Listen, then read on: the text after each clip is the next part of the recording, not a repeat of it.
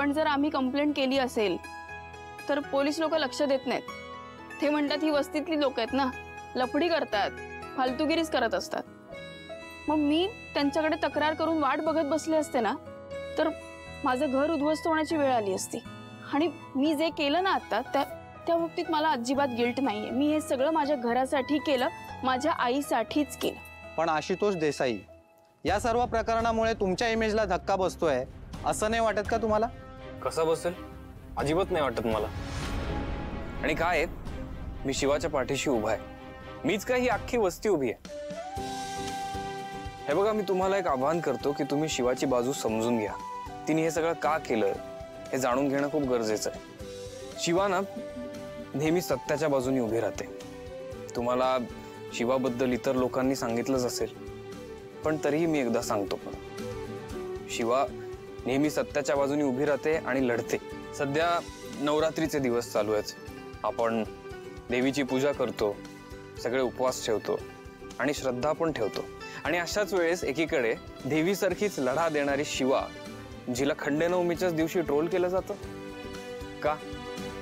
मला हे अजिबात नाही पटलंय. माझं तुम्हाला इतकंच आव्हान आहे की तुम्ही शिवाची ही बाजू समजून घ्या. कारण मीच एकटा नाही तर ही अख्खी वस्ती शिवाच्या बाजूने उभी आहे. हा भाई भाई, अख्खी वस्ती शिवाच्या बाजूने उभी आहे. शिवा शिवा शिवा शिवा शिवा शिवा शिवा शिवा शिवा शिवा शिवा. काय आहे हे सगळं? किती खोटारडी मुलगी आहे ही. सगळा पब्लिसिटी स्टंट आहे, बाकी काही नाही.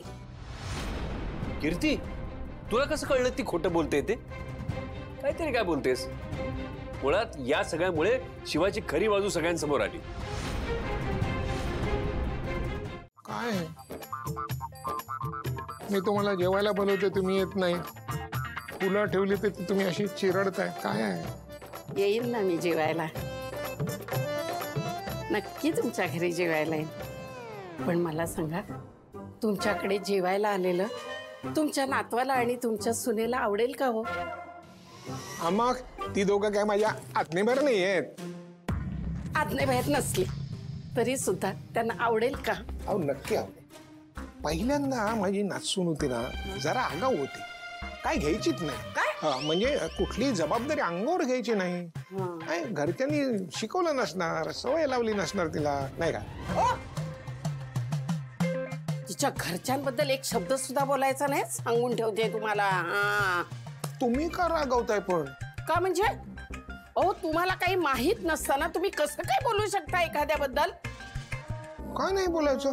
तिच्या घरच्यांना बोलतोय मी, कारण त्यांनी तिच्यावर संस्कार केलेले नाहीयेत. हो, संस्कार केलेले आहेत. संस्कार केलेले आहेत. कशावरून?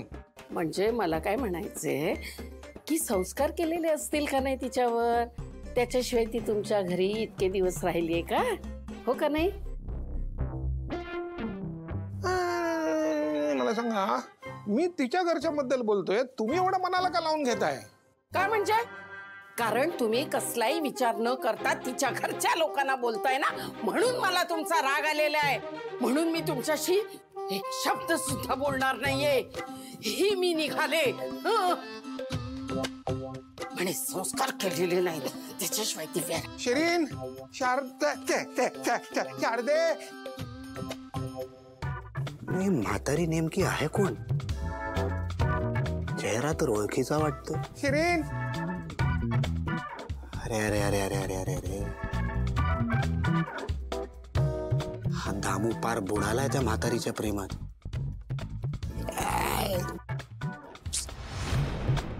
मी काढून ठेवला होता कुर्ता म्हणून घातलास ना? मी घालावा म्हणूनच तू काढून ठेवला होतास ना कुर्ता. ओ, भारी दिसतोयस. तू पण छान दिसतेस. छान म्हणजे?